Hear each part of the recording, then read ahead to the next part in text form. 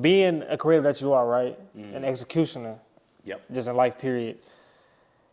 Everybody's not gonna vibe with that, especially growing up. They'll be like, man, do some other shit, because that's a harder path to take anyway. So it's like, even with adjusting to that, what was it like growing up knowing that you have this, but people are telling you to go another route, the traditional route? You know what I'm saying? That's a great question.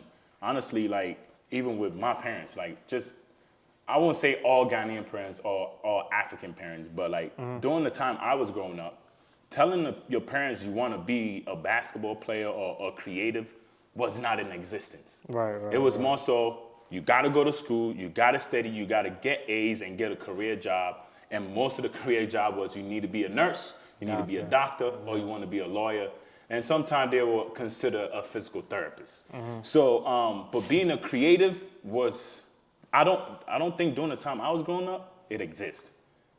You know, and our age group at that time, we didn't even see people creating because of the environment that we were in. I was just playing ball. I was playing basketball. And even telling my parents I was out playing basketball was a problem, or I wanted to be a part of the basketball team was like, it wasn't a problem. It was more so they wanted me to focus on my educational path, which is very understandable. But not, you know, as we progressed into the future and technology becoming big, they didn't see that. And I understand, back then, education was everything. You need to go to school, get your education, and work for this company and get this amount of money. But they didn't understand that as we grow and technology advance, there were other opportunities that came. I mean, now look at it. If I was to play basketball and be an NBA player, I'm getting $200 million deals. But they didn't know that. Nobody educated them on that. And even if they were educated, it was more so on the academic side. It wasn't more on the athletic side or the creative side, if that makes sense. So, I had parents that was telling me I need to focus on school and doing what I need to do. And sometimes you'll have friends that's also in the same mind frame. They want to you need to get education and go. They don't understand you can be an NBA player if you put all your energy into it, or you can be a great creator, because we were all stuck and programmed to be doctors or lawyers or like high level, high profile careers, you know, and that's what we were around. That's what we were taught. That's what we were trained to do, you know. And so even when I'm amongst my peers and I want to be a rapper, I want to make music. I remember when I was in college, I was telling my boys, I'm going to make music.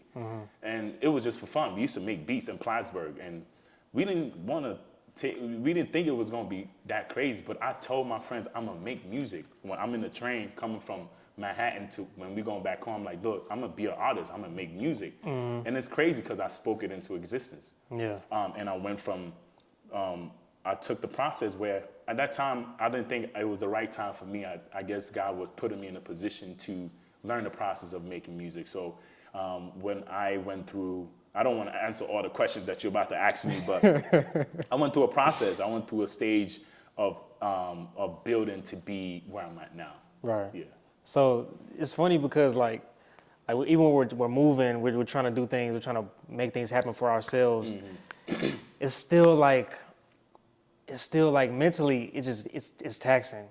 Boss. And it's like, it's so taxing. It's like to the point where it's like, all right, I could do this. Somehow I got blessed in my situation because I come from, like my mom's from the Bahamas. Like my grandfather, he just happened to be a creative, and you know, it was in the early 1900s, all that stuff. I don't know how because he was in the media stuff. You know what I'm saying? He moved when he was younger to New York. You know what I'm saying? So like, it's crazy how like when I was coming up and stuff like that, and I would tell my friends like, oh, I didn't even know what I was gonna be, but I was like, I'm gonna have millions of dollars. I'm just boasting. Yeah. And then, you know, you got some friends like, man, hell no, you know, shut up with that shit. Like, you know what I'm saying? But at the same time, it's like, so for you, what was like I know you said like I'm gonna do it, but there's another side too, when you lay down at night where sometimes you feel like, man, it's a lot. I don't know. Yeah. You know what I'm saying? Like, but you still snap out of it though at the same time. So you ever have moments where you're like, man, look, I don't know, man. You know what I'm saying? No, I definitely, but that's why it's like, I feel like not a lot of people are chosen to do what we do. You know, I feel like a lot of people are chosen to do what we do because you have to be mentally strong. You have to be able to talk yourself out of doubt. You know, like sometimes you be like, damn, am I doing the right thing? Am I doing this? And then within 24 hours later, you hungrier, like you want to make sure you do it. But then It's going to be times where you feel like this is not working because nothing is moving, but it's actually moving. And it's just building your character.